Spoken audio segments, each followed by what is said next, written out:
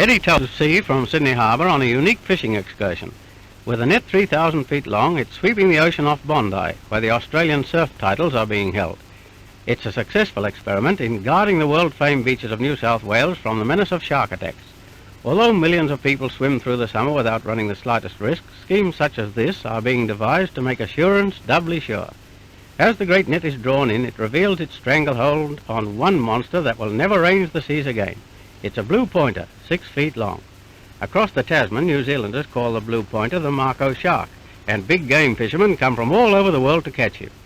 That's a fashionable way of exterminating a menace. In the meantime, the Sydney trawlers' crew swing their catch as high as they can. They know how high a shark can be. The buzzing mosquitoes of Sydney's motor yacht fleet take a final nip at Middle Harbour as summer fades into autumn. The outboards offer a perpetual source of thrills to people who like their speed, with the comforting thought that they've always got a harbour full of soft water to fall on. There they go, rocketing along like dogs chasing each other's tails. Riding an outboard is about as comfortable as driving a car with 3 flat tyres down a railway track, and yet they like it. It's the newest expensive way for tired businessmen to make themselves more tired than ever. This looks like a game of tag, but believe it or not, it's a race, and the outboard out in front is the winner of the Outboard Championship of New South Wales.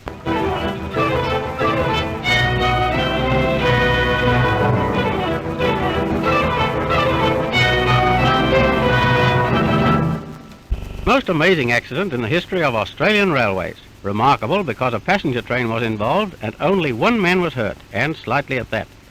Hurrying to the city in the darkness of 5 o'clock in the morning, a speeding electric train crashed into the rear of a goods train.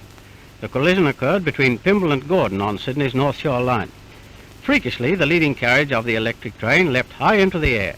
It crashed onto 2 goods trucks, and there it perched.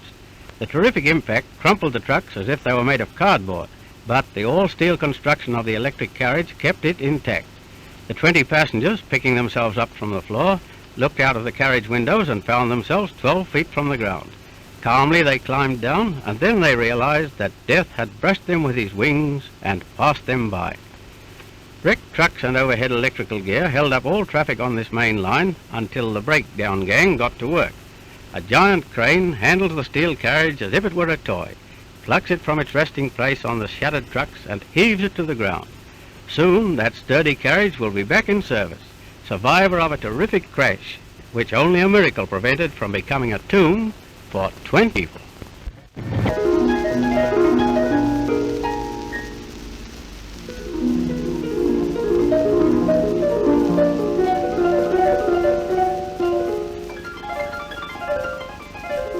The first warm shafts of sunshine strike these southern lands. All nature stirs and warms, and in a burst of foamy blossom, spring is with us, bringing to the world new beauty, new desires, new hopes.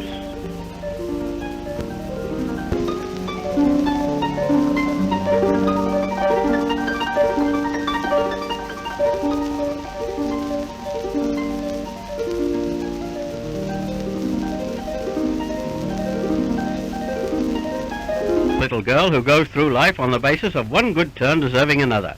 She's Kathleen Finnigton, 16 years old Adelaide girl, and from the time she did the splits at the age of 3, she's been progressing from one successful tie-up to another. As you see Kathleen take a couple of double dislocations at curvature of the spine all in one breath, there's no need to call the ambulance. Contorting, like any other business, relies on turnover, and Kathleen's just following her natural bent. It comes as easy to her as walking. And as she ties herself into a true lover's knot, don't fear she'll stay like that. She'll get out of it, unless